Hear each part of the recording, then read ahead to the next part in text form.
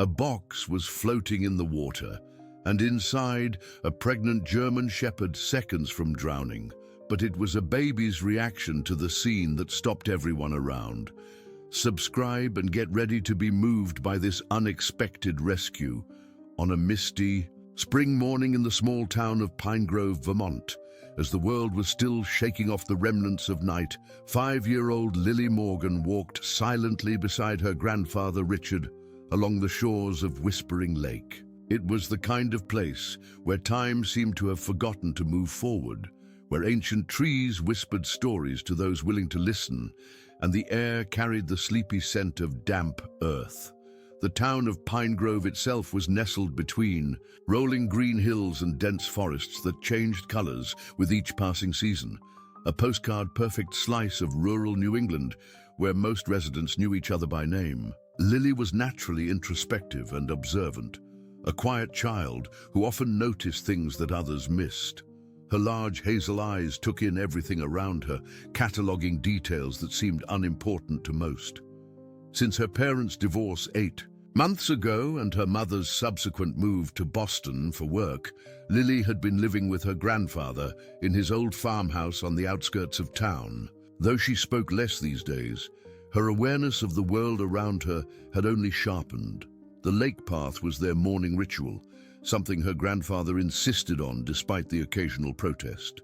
"Nature heals what words cannot," he would say in his gravelly voice, weathered by years and wisdom. Richard Morgan was known throughout Pine Grove as the town's retired veterinarian, a man whose calloused hands had brought comfort to the community's animals for over 40 years. As they rounded a bend in the path, Lily suddenly halted.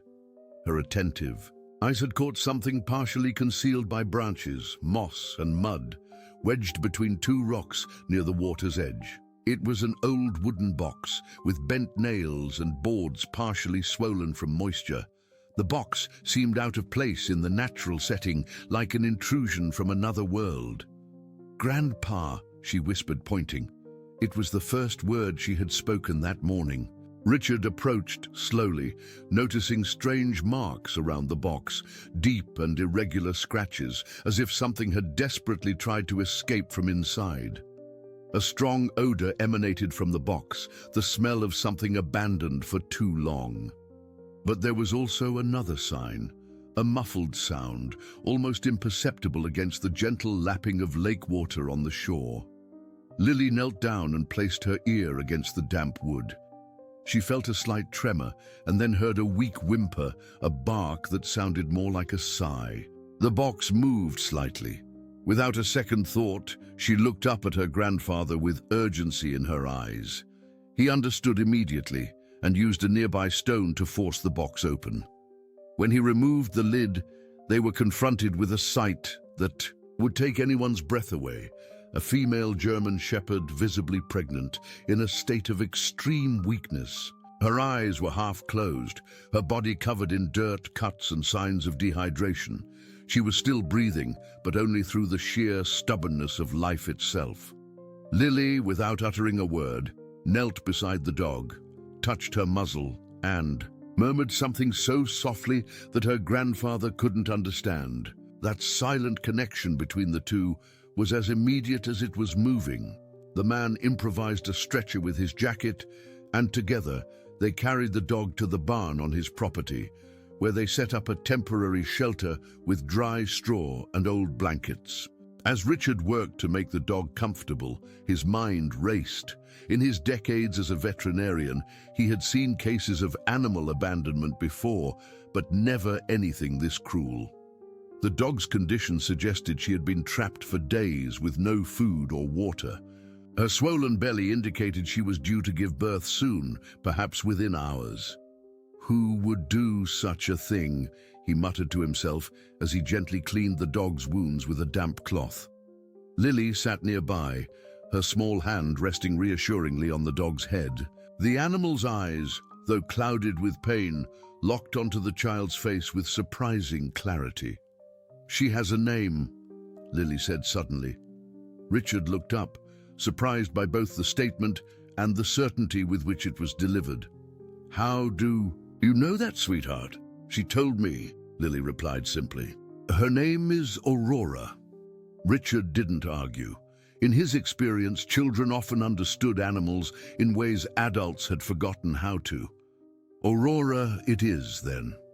He examined the dog more thoroughly, his experienced hands moving carefully over her emaciated frame. The pregnancy appeared to be progressing normally despite Aurora's condition, but she was severely dehydrated and malnourished. He prepared a mixture of water and electrolytes, which the dog lapped up weakly. We should take her to the clinic in town, Richard said, but even as the words left his mouth, he noticed the sky darkening outside the barn windows. The weather forecast had predicted a severe storm, and already he could hear the distant rumble of thunder. Aurora's breathing had become more labored, her sides heaving with effort. She's going to have her babies now, Lily said, with the same certainty as before. Richard noticed the first signs of labor beginning and realized his granddaughter was right. There would be no time to get Aurora to the clinic. They would have to handle this here, in the barn, with the limited supplies he had on hand. He quickly gathered clean towels, warm water, and his old veterinary bag that he kept for emergencies. Lily, I need you to be my assistant, he said, trying to keep his voice calm despite his concerns. Can you do that for me? The child nodded solemnly, her face set with determination beyond her years. As night fell, a violent storm broke out. Thunder split the sky while wind whistled through the cracks in the barn walls. The temperature dropped, and Richard lit an old kerosene heater to keep the space warm. Outside, rain pelted the roof in heavy sheets, creating a chaotic backdrop to the tense scene unfolding inside. Aurora's labor was progressing slowly, too slowly. Richard recognized the signs of distress. The dog was already weakened from her ordeal in the box, and now her body was struggling with the demands of birth. Each contraction seemed to drain what little strength she had left. Stay with her, Richard instructed Lily as he rummaged through his bag for supplies. Talk to her. Let her know she's not alone. Lily nodded and positioned herself near Aurora's head, stroking the dog's ears and whispering words of encouragement. For hours, they remained like this. An old man, a young girl, and a suffering dog, united in a battle against time and circumstance. As midnight approached, the storm reached its peak. A particularly loud crack of thunder shook the barn just as Aurora began to push in earnest. Richard positioned himself to assist, his weathered hands steady despite the pressure of the moment. Lily remained at the dog's head, her small face a mixture of worry and hope. Come on, girl, Richard murmured. You can do this. You've come too far to give up now. Aurora's eyes, filled with pain but also a fierce determination, met his briefly. Then, with a final monumental effort, she delivered her first puppy. Richard quickly cleared the membrane from the tiny creature's face and rubbed it vigorously with a towel to stimulate breathing. Is it okay? Lily asked anxiously. Richard held his breath as he worked, then finally rewarded with a small squeak. You from the puppy? It's alive, he confirmed, placing the newborn near Aurora's face so she could see it. The mother dog gave a weak lick to her offspring before her body tensed with another contraction. The night wore on, marking one of the longest and most challenging in Richard Morgan's life. Despite his experience and care, the premature birth proved complicated. Aurora's weakened condition made each delivery more difficult than the last. By the time dawn began to break, the storm had passed, leaving behind a hushed, rain-washed world and a single living puppy from the litter. The morning light filtered through the barn's dusty windows, casting long golden beams across the straw-covered floor. Aurora lay on her side, her breathing shallow and her once bright eyes growing dimmer by the minute. The single surviving puppy, a male with a distinctive white patch on his chest, nuzzled blindly against her, seeking warmth and nourishment. Richard knew Aurora wouldn't survive much longer. Her body, already weakened before the ordeal, had given everything to bring her puppy into the world. He had done all he could through the night, but some battles couldn't be won with medicine alone. The dog's resilience had been remarkable, fighting to stay alive long enough to deliver her baby, but now her strength was fading rapidly. Lily sat cross-legged beside them, her small face solemn and tear-streaked. She hadn't left Aurora's side since they'd found her, not even when Richard had suggested she go to the house for food or rest.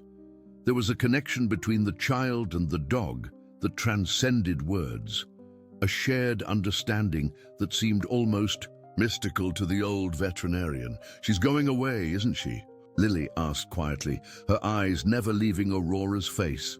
Richard nodded, unable to shield his granddaughter from this harsh reality. "Yes, sweetheart, she's very tired, and her body has been through too much." Lily reached out and gently stroked Aurora's head.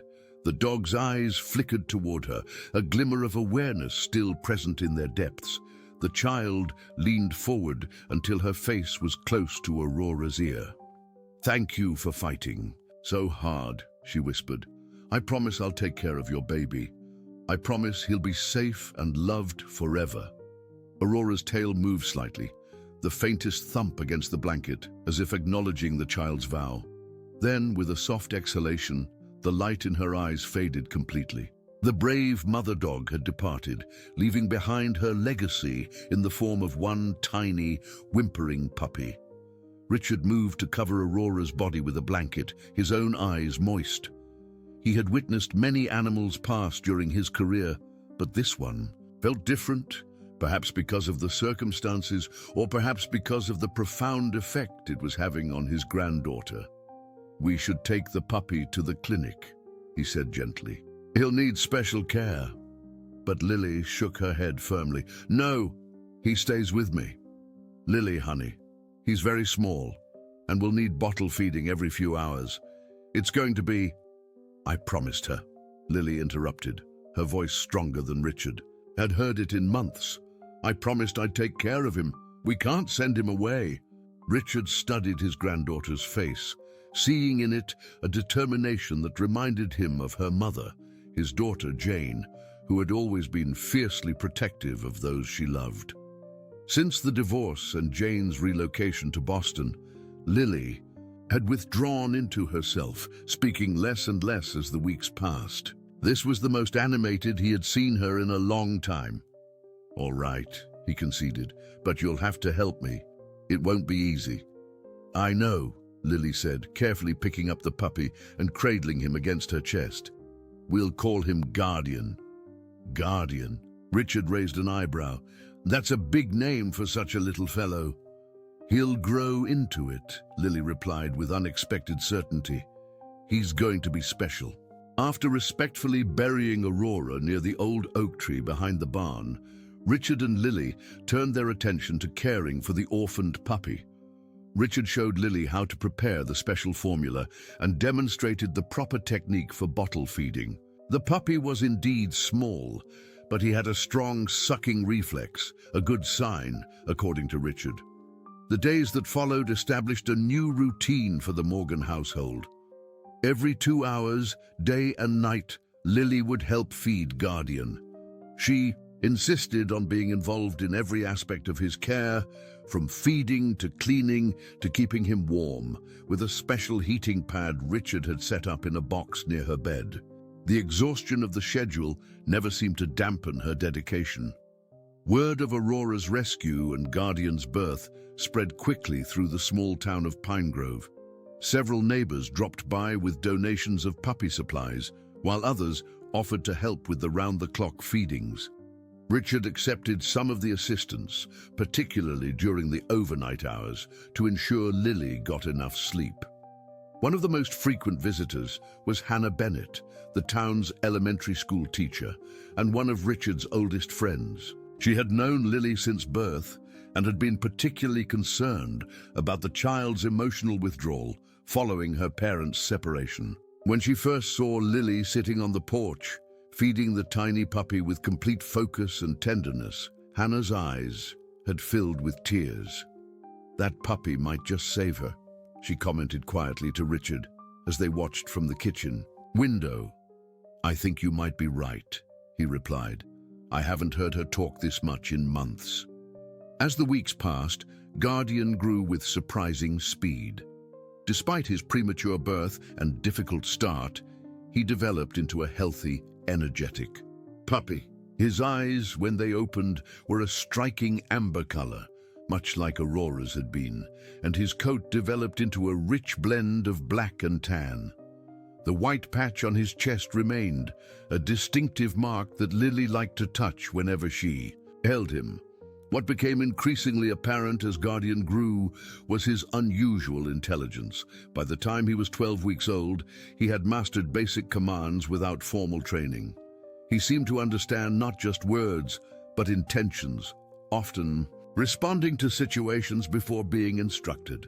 He would bring Lily her shoes before walks without being asked, or fetch Richard's reading glasses when the old man patted his pockets absent-mindedly.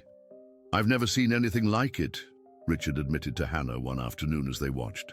Guardian carefully herding Lily away from a patch of poison ivy during a backyard exploration.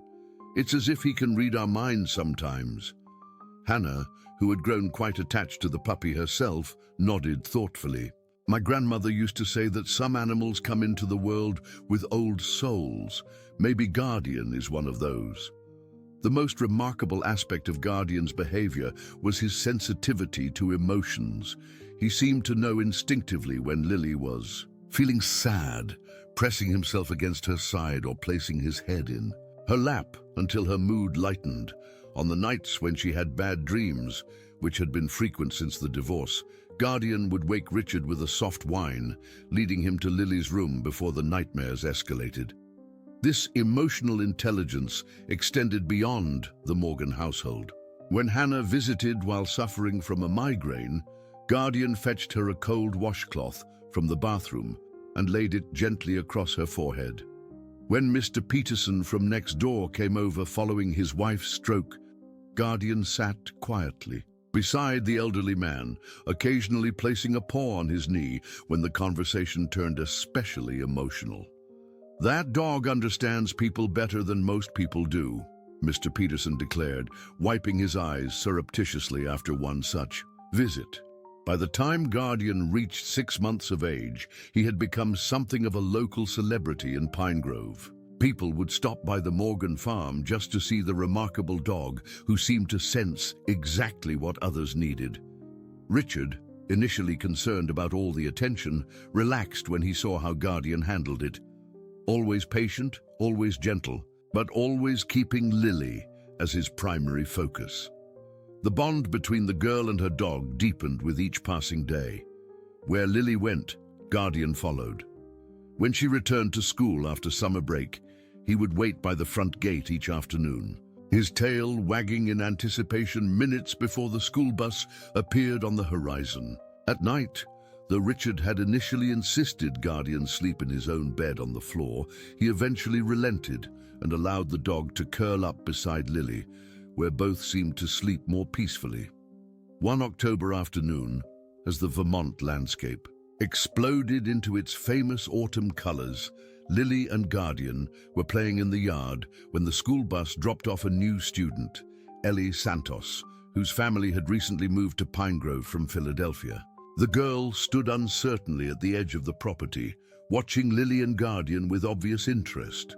"That's the coolest dog I've ever seen," Ellie called out hesitantly. "What's his name?" Lily, still shy around new people, looked at Guardian, as if seeking his approval. The dog gave a soft woof and trotted over to Ellie, tail wagging in welcome. Taking this as encouragement, Lily followed.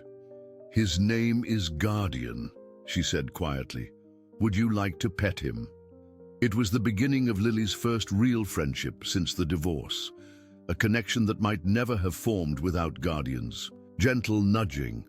Richard watched from the porch, marveling at how a single act of rescue had set in motion such profound changes in their lives. Spring arrived in Pine Grove with a burst of renewal. The forests surrounding the town exploded with fresh green leaves, Wildflowers dotted the meadows, and the waters of Whispering Lake sparkled under clear blue skies. Guardian, now a year old, had grown into a magnificent dog with a powerful build, yet he moved with a grace that belied his size. The white patch on his chest had expanded slightly as he matured, creating what Lily called his star badge. Life at the Morgan farm had settled into a comfortable rhythm. Lily, now 6, had gradually emerged from her shell, thanks largely to her bond with Guardian and her friendship with Ellie. Richard watched his granddaughter's transformation with quiet joy, noting how she laughed more freely and spoke with growing confidence. Jane called weekly from Boston, and though she had initially been skeptical about the responsibility of a dog for such a young child, even she had to admit that Guardian had been good for her daughter.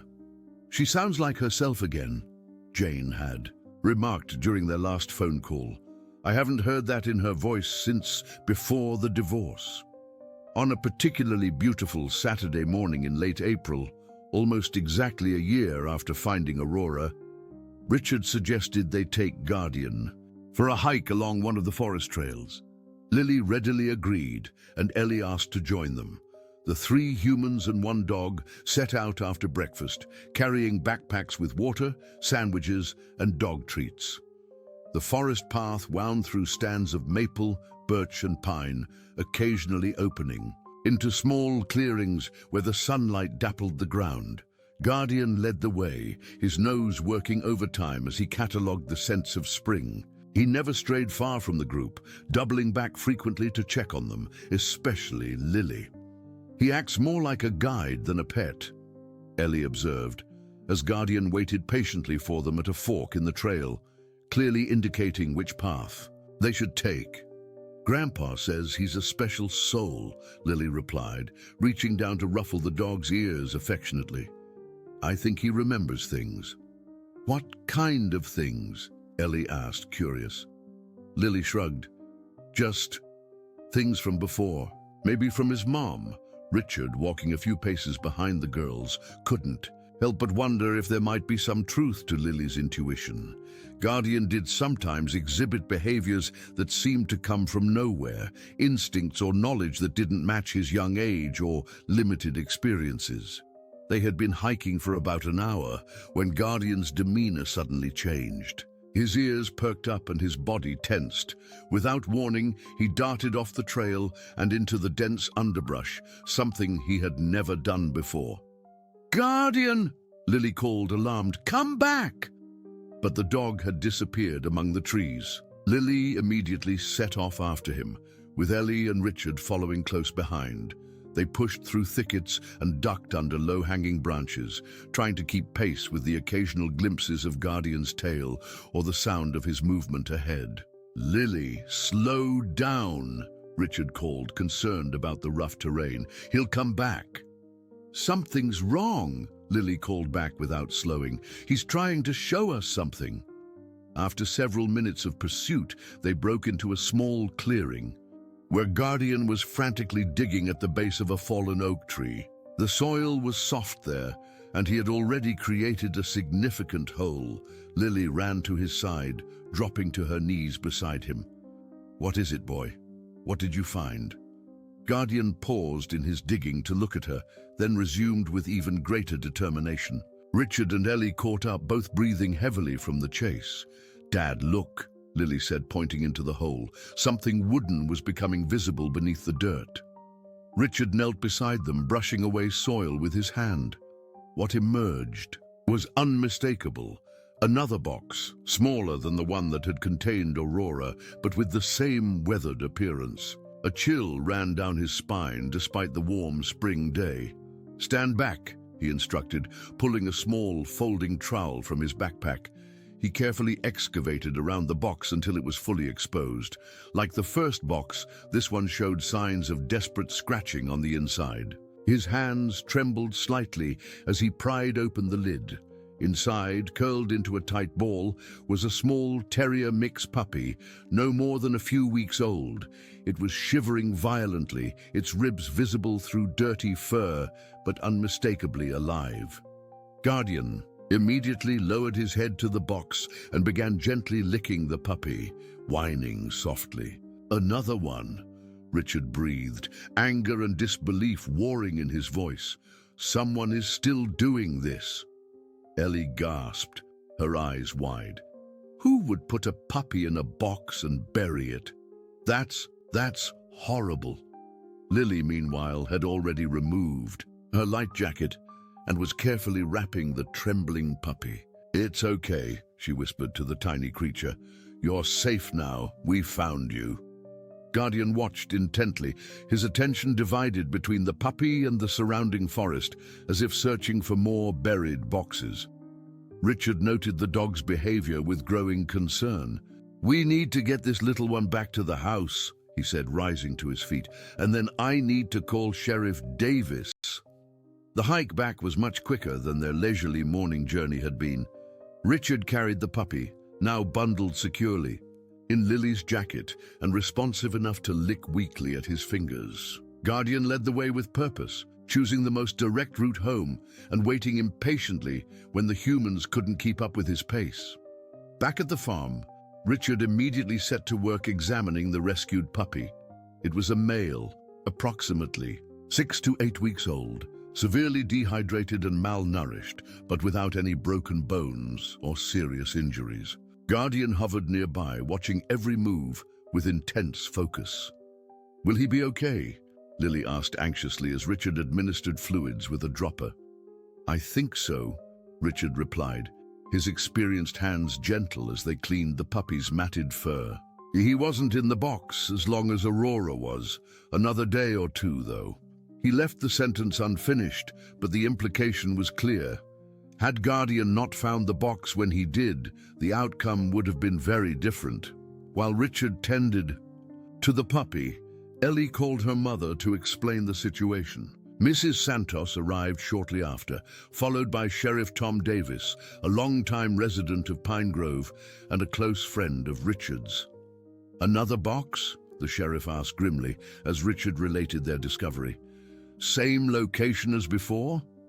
"About half a mile deeper into the forest," Richard explained. "But yes, same construction, same evidence of an animal trying to escape from inside." Sheriff Davis ran a hand through his graying hair, his weathered face troubled. "This isn't random, Rich. Someone's deliberately abandoning these animals in a specific area. The question is who," Richard agreed, "and how many more might be out there." As the adults spoke, Lily, Ellie, and Guardian remained with the puppy, who was now sleeping peacefully in a warm nest of towels. Guardian had positioned himself as a sentinel beside the makeshift bed, his posture alert yet protective. "What are you going to name him?" Ellie asked, watching the tiny chest rise and fall with each breath.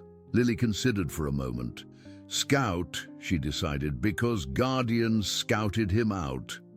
The discovery of Scout mobilized the town of Pine Grove in a way few things had before. Sheriff Davis organized a systematic search of the woods surrounding the area where both boxes had been found. Richard contacted animal rescue organizations in neighboring counties, and Hannah Bennett engaged her students in creating awareness posters about animal abandonment and responsible pet ownership. Over the next week, the search teams made disturbing discoveries. 3 more boxes were found buried in various locations throughout the forest, though thankfully empty. Each showed the same signs of animal captivity and desperate escape attempts.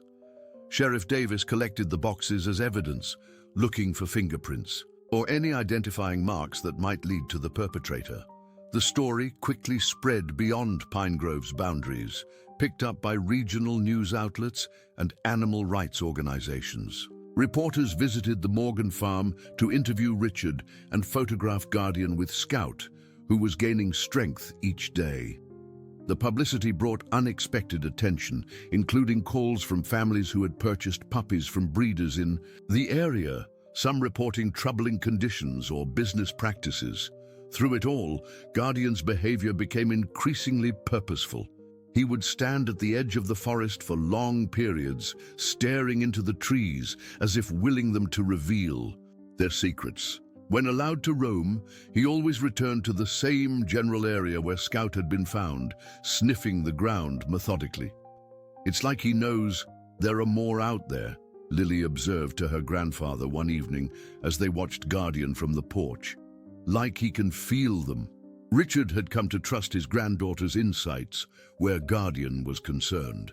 "Tomorrow we'll go back out with him," he decided, "but we'll bring Sheriff Davis and some of his deputies."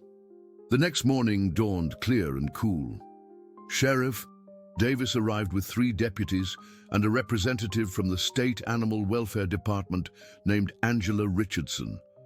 Guardian greeted them with unusual animation, pacing back and forth between the visitors and the forest edge. "He's certainly eager to get started," Angela remarked, watching the dog's behavior with professional interest. "Has he had any search and rescue training?" "None," Richard replied. "Everything he does comes naturally to him." Once the search party was assembled, they allowed Guardian to take the lead. The dog moved with purpose, following what appeared to be an invisible trail through the forest. Unlike their previous hikes, he didn't meander or stop to investigate interesting scents. His focus was singular and unwavering. After nearly an hour of walking, Guardian suddenly froze, his body rigid and alert. They had reached the bank of a small stream that fed into Whispering Lake. The dog's gaze was fixed on something across the water. "What is it, boy?" Sheriff Davis asked, following Guardian's line of sight. At the far edge of the clearing stood a dilapidated cabin, almost hidden by overgrown vegetation. It looked long abandoned, with broken windows and a partially collapsed roof. Yet as they watched, a thin wisp of smoke rose from what remained of the chimney. The discovery of the cabin sent a wave of tension through the search party.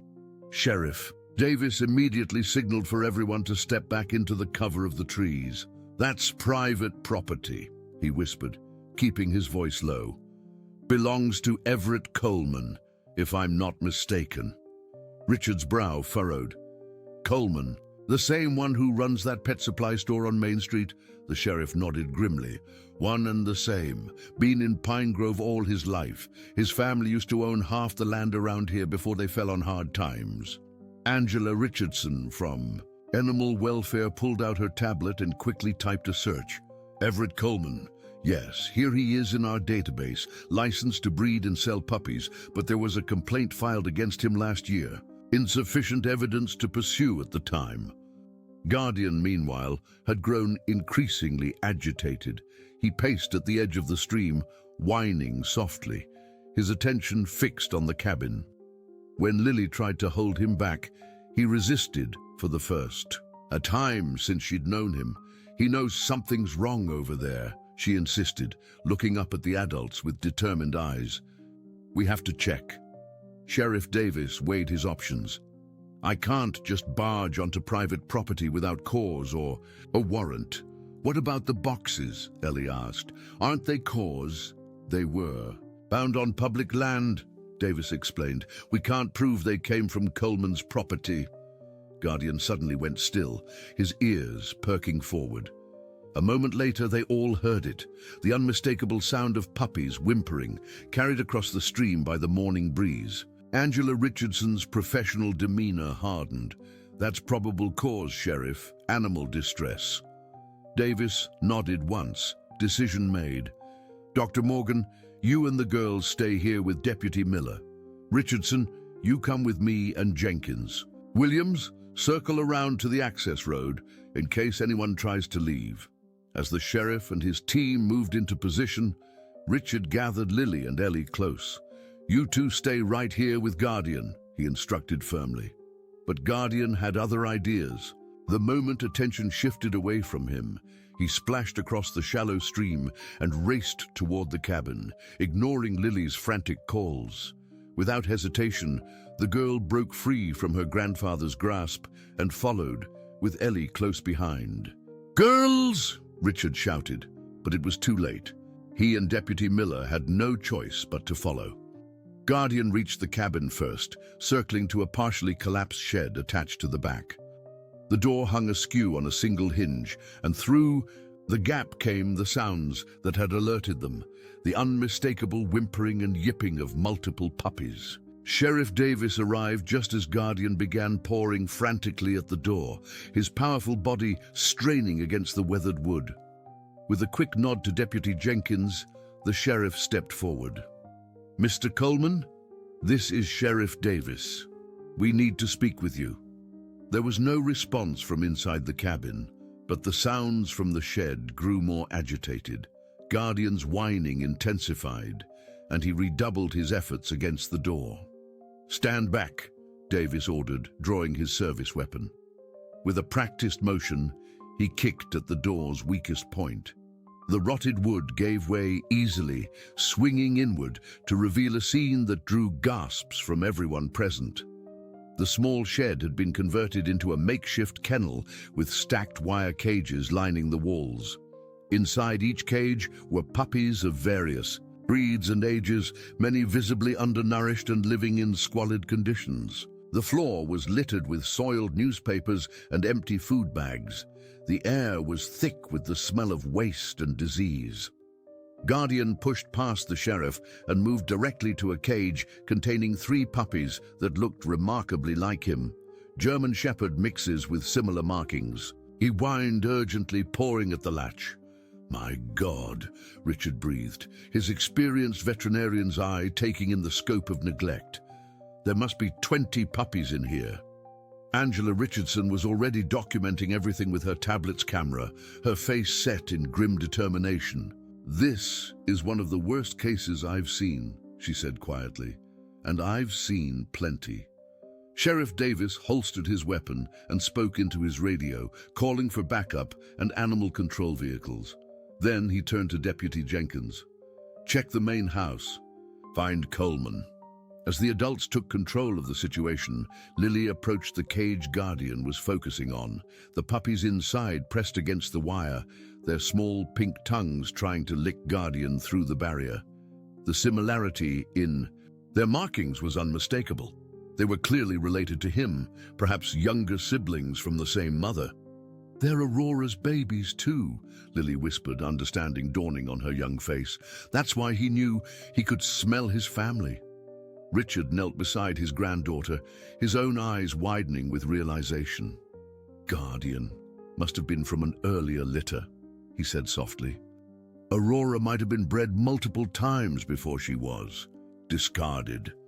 The door to the main cabin suddenly banged open, and Everett Coleman emerged onto the porch. He was a heavy-set man in his 60s, with unkempt gray hair and weathered skin.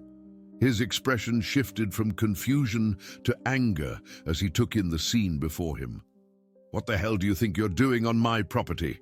he demanded, his voice slurring slightly. The smell of alcohol wafted from him even at a distance.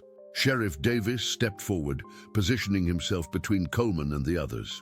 "Everett Coleman, I'm detaining you while we investigate clear evidence of animal cruelty and neglect." Coleman's face darkened. "You got no right. These are my animals, my business." "Your business appears to be operating outside the law," Angela Richardson stated coldly, holding up her tablet. "Your breeding license was for 5 breeding females with adequate facilities. This is a puppy mill, Mr. Coleman, and a particularly shoddy one." As the confrontation unfolded, Richard worked quickly with Deputy Miller to assess the puppies' conditions. Most were dehydrated and malnourished, but alive. Several showed signs of parasites and skin infections, all treatable with proper care. Guardian remained fixated on the cage containing his siblings, refusing to move, even as animal control vehicles began arriving. When Richard finally opened the cage, the dog gently nosed each puppy, licking them clean as a mother would. "He knew," Lily repeated, tears streaming down her face. "He always knew they were out here." By late afternoon, the full extent of Everett Coleman's operation had been documented. In addition to the puppies in the shed, investigators found records indicating he had been operating an unlicensed breeding facility for years, selling puppies to pet stores in neighboring counties and disposing of unprofitable animals, those born with defects or those too old for breeding, by abandoning them in the forest. The discovery sent shockwaves through Pine Grove. Coleman had been a fixture in the community for decades, his pet supply store patronized by most local families. The revelation that he had been systematically abusing and abandoning animals struck at the town's self-image as a close-knit, caring community. "How did none of us see this?" Hannah Bennett asked that evening as a group of concerned citizens gathered at the Morgan farm. "He was right there in front of us all this time." "People see what they expect to see," Richard replied wearily. He had spent the afternoon examining and treating the rescued puppies, which were now being temporarily housed in his barn. Coleman was Old Everett, who sponsored the Little League team and donated pet food to the animal shelter fundraisers. No one looked closer. Sheriff Davis arrived as the meeting was winding down, his face showing the strain of the day. "Coleman's been booked on multiple counts of animal cruelty," he informed them. "The district attorney is pushing for the maximum penalties. His property has been seized as evidence." "What about the puppies?" Lily asked from where she sat on the floor beside Guardian. The dog hadn't left her side since they'd returned from the cabin, as if reassuring himself that she was safe. "And that's partly why I'm here," Davis said, his expression softening as he looked at the child. "Animal control can't handle this many rescues at once. They're asking for foster homes until the case is resolved and they can be legally adopted." By the end of the evening, every puppy had been assigned to a temporary home.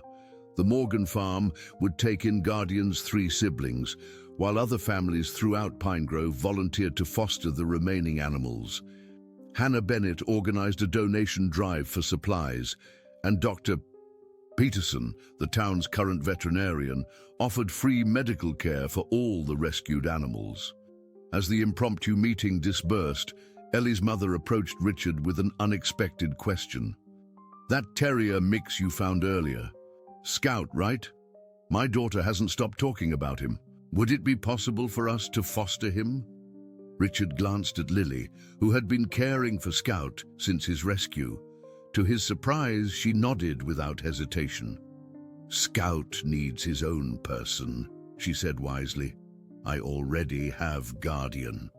Later, that night, as Richard tucked Lily into bed with Guardian curled at her feet, he marveled at how the events set in motion a year ago had transformed not just their lives, but the entire community. "You know," he said softly, "what happened today was because of you." Lily looked surprised. "Me? But Guardian found the puppies." "Yes, but you found Guardian's mother. You insisted we save him. Everything else followed from that one act of compassion." Lily considered this, her young face thoughtful in the soft glow of her nightlight. "I think Aurora sent him to us," she said finally. "She knew he'd be safe with us and that he'd help find the others." Richard, a man of science who had always prided himself on rational thinking, found he couldn't dismiss his granddaughter's interpretation. There had been too many coincidences, too many moments when Guardian had seemed to know things he shouldn't have known. "Maybe she did," he conceded, smoothing back Lily's hair. "And maybe someday you'll tell me what you whispered to her that first day." Lily smiled, a secret smile that reminded him so much of his daughter Jane when she was young. "I told her I'd keep her baby safe," she said simply, "and I promised I'd take care of everything she loved." The profundity of that promise, made by a child who had been virtually silent for months following her parents' divorce, struck Richard deeply. In trying to save Aurora's puppy, Lily had inadvertently begun to heal herself. As news of the puppy mill bust spread beyond Pine Grove in the days that followed, the story captured public imagination. Local news stations interviewed Richard, Sheriff Davis, and Angela Richardson. Animal welfare organizations reached out with offers of support. But it was the image of Guardian with his rescued siblings that resonated most powerfully. The loyal dog who had somehow known his family needed saving and had led humans to them. What no one could have anticipated, however, was how Guardian's story would intersect with another mystery that had been troubling communities throughout the region for years, one that would bring unexpected visitors to Pine Grove and reveal that Everett Coleman's operation went far beyond what anyone had imagined. 7 years passed, transforming Pine Grove and its residents in ways none could have predicted on that fateful spring morning when a wooden box was discovered by the lake. The Morgan Farm, once a quiet retirement haven for a widowed veterinarian and his withdrawn granddaughter, had evolved into the heart of Guardian Animal Sanctuary, a renowned rescue and rehabilitation center for abused and abandoned animals. The transformation began modestly enough. After Everett Coleman's arrest and subsequent conviction, his property was seized by the county. Rather than let it sit abandoned, a group of Pine Grove residents, led by Richard Morgan and Hannah Bennett, formed a non-profit organization and purchased the land at auction. The dilapidated cabin was demolished, and in its place rose a modern veterinary clinic and education center. The surrounding acreage was gradually developed into a sanctuary where animals could heal both physically and emotionally before being adopted into carefully screened homes. At the center of it all was Guardian, now a magnificent 8-year-old with distinguished gray beginning to frost his muzzle. His reputation had spread far beyond Vermont's borders. Animal behaviorists from universities across the country visited regularly to study his remarkable ability to assess and comfort traumatized animals. Some called it intuition, others a form of emotional intelligence, but to the residents of Pine Grove, it was simply Guardian's gift.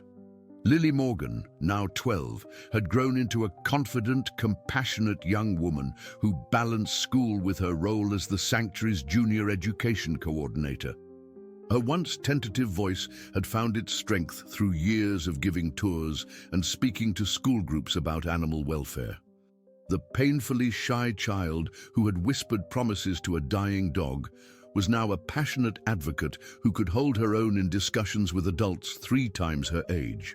On a crisp autumn afternoon, as gold and crimson leaves danced across the sanctuary grounds, Lily sat cross-legged on the observation deck overlooking the main exercise yard. Beside her, Guardian rested with his head on his paws, amber eyes alert despite his relaxed posture. Below them, Richard was conducting a training session with 3 recent rescues and their potential adopters. "He still moves like a young dog," observed a voice behind them.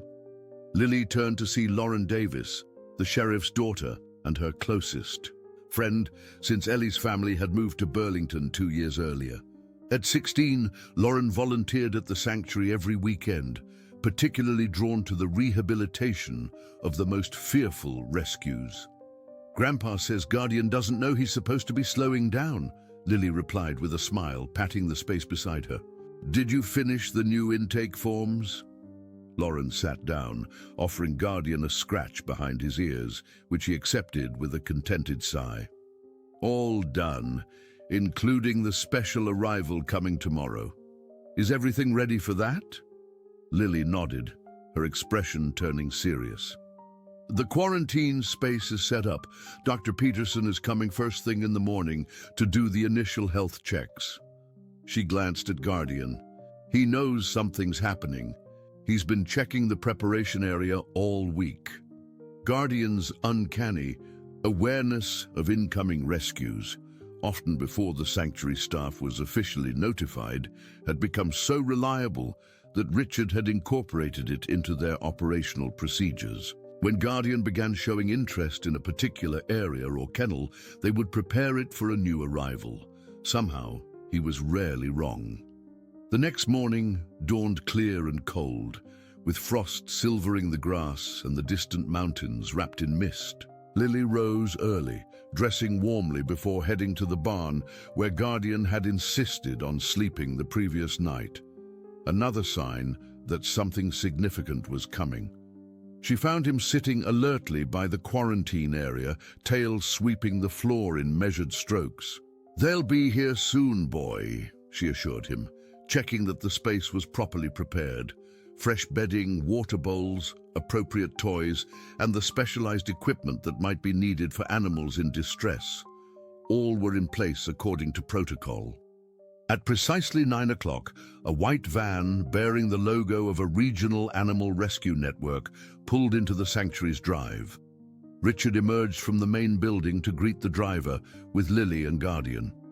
Following close behind, "Morning, Dr. Morgan," called the driver, a woman in her 40s with the weathered look of someone who had seen too many animal cruelty cases. "Got your special delivery. Had to drive all night to make it happen." As she opened the rear doors of the van, Guardian's entire demeanor changed. His body tensed and a low whine escaped his throat, not of distress, but of recognition. Without waiting for permission, he bounded forward to the edge of the van, nose working overtime. Inside were 3 wire crates containing German shepherds in various states of neglect. Their coats were dull and matted, ribs visible beneath thin fur, and their eyes carried the vacant look of animals who had given up hope. But most striking was their resemblance to Guardian. Each bore the distinctive white chest patch that had marked him since birth. "Coleman's dogs," Richard breathed, understanding immediately. "The ones that were never found." After Coleman's arrest 7 years earlier, investigators had discovered records indicating he had sold breeding dogs to associates throughout New England. Despite efforts to locate all the animals connected to his operation, several had disappeared into a network of illegal breeders. The sanctuary had maintained an alert for any dogs matching the description of Guardian's relatives, but until now, none had been found.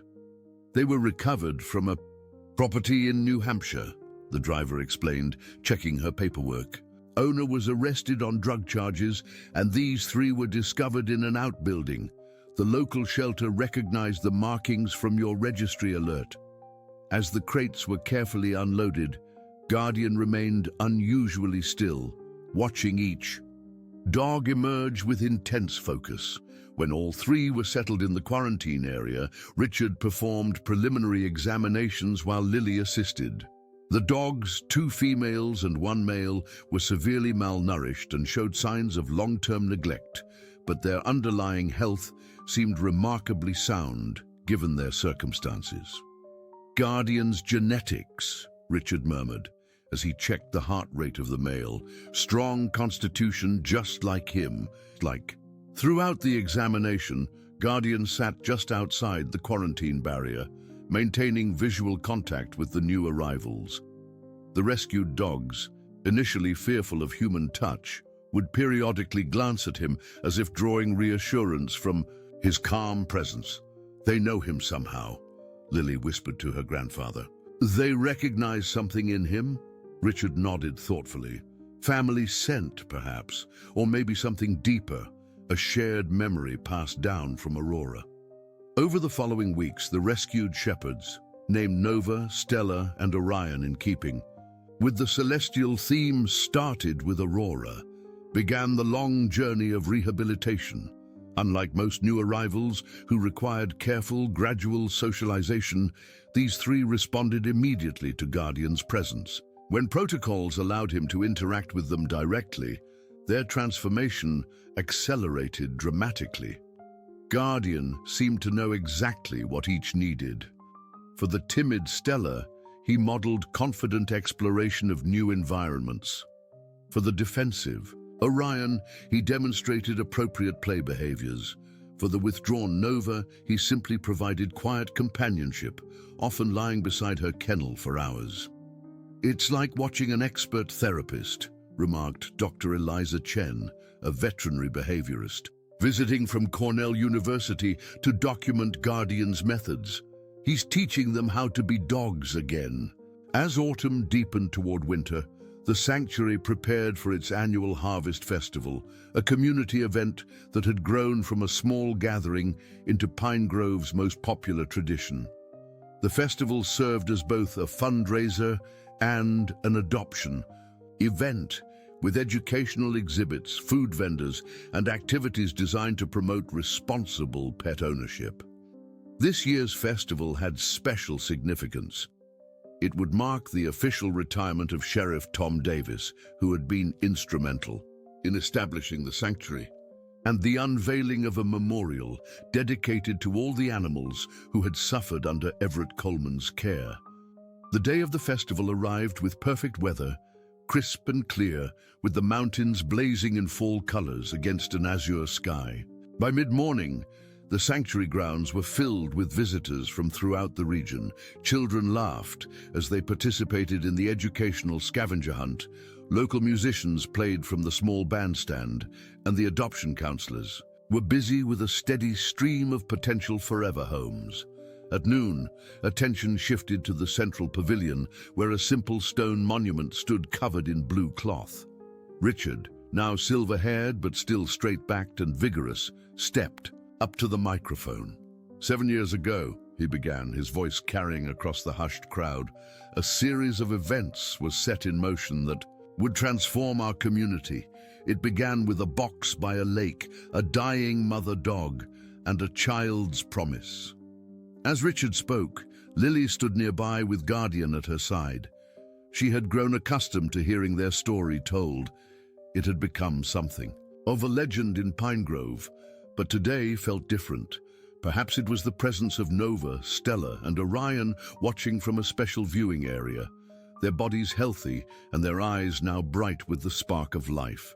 Perhaps it was the knowledge that dozens of the festival attendees had adopted animals rescued as a direct result of Guardian's actions. We gather today not just to celebrate what we've built, Richard continued, but to remember why we built it. Every animal that finds healing here carries forward the legacy of one brave mother dog who fought to give her puppy a chance at life. At a nod from Richard, Lily stepped forward and pulled the cloth from the monument, revealing a simple granite stone engraved with a silhouette of a German shepherd. Beneath it were the words, "Aurora's Legacy." From one act of compassion, countless lives transformed. As the crowd applauded, Guardian approached the monument, sniffing it carefully before sitting beside it in a pose of such dignity that several observers were moved to tears. It was a moment of perfect circle, the puppy who had been saved returning honor to the mother who had fought to save him. The festival continued into the evening, concluding with a lantern ceremony where children released biodegradable paper lanterns into the darkening sky, each bearing the name of a rescued animal. As the last light drifted upward, Hannah Bennett approached Lily with an envelope. "This came for you earlier," she said. "I think you'll want to read it right away." The envelope bore the logo of Vermont State University's College of Veterinary Medicine. With trembling fingers, Lily opened it to find an acceptance letter to their prestigious summer program for exceptional high school students, a rare opportunity for someone her age. "They accepted my application," she whispered, scanning the contents in disbelief. "They want me to bring Guardian as a demonstration animal for the animal behavior component." Richard, who had joined them, beamed with pride.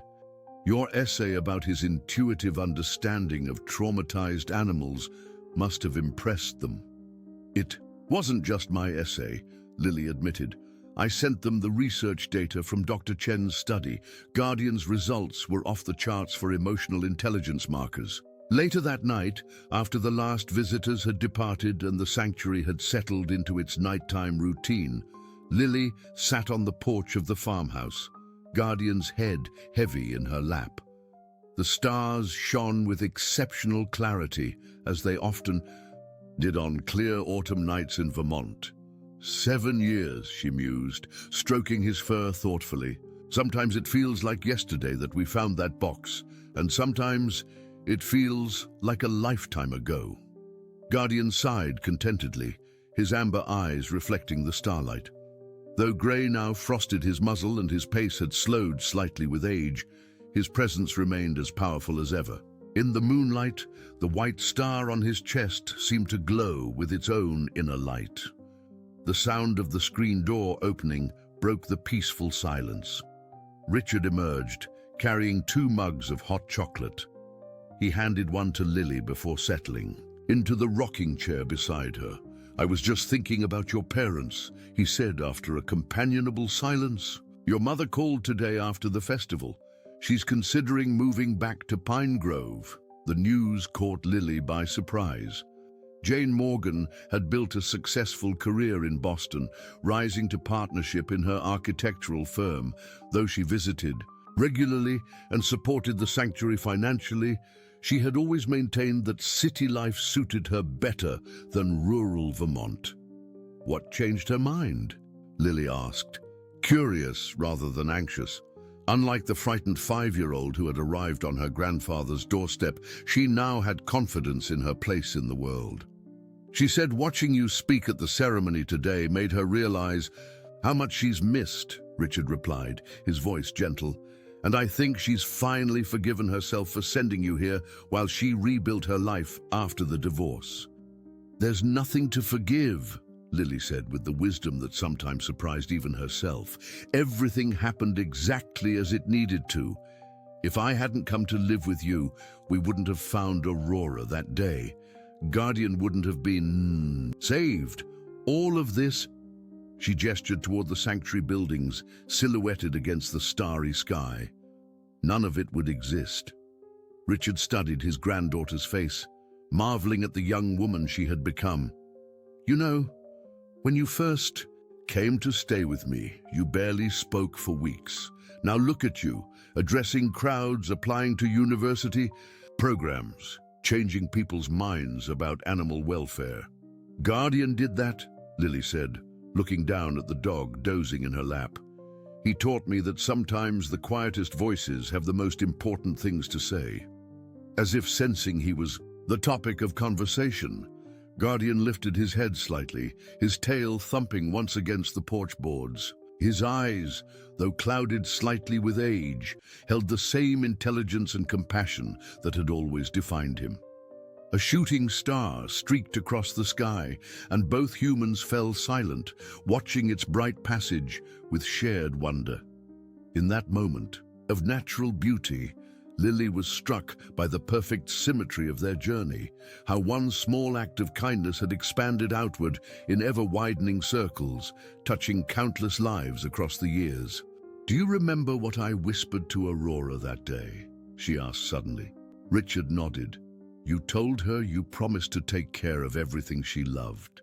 "I've tried to keep that promise," Lily said softly. "You've done more than keep it," Richard assured her, reaching over to squeeze her hand. "You've honored it in ways no one could have imagined." Guardian rose then, stretching with deliberate dignity before padding to the edge of the porch. He stood alert, his gaze fixed on the tree line where the forest met the sanctuary grounds. After a moment, he gave a soft woof, not of warning, but of welcome.